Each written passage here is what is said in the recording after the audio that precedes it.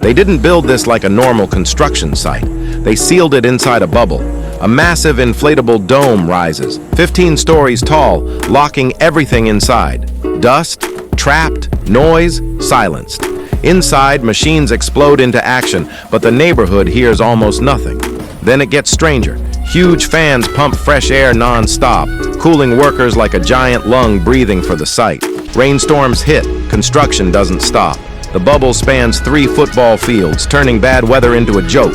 But here's the wild part. When the job is finished, the bubble disappears. No dome, no warning, just a brand new building, suddenly revealed. Like it was hiding in plain sight the entire time.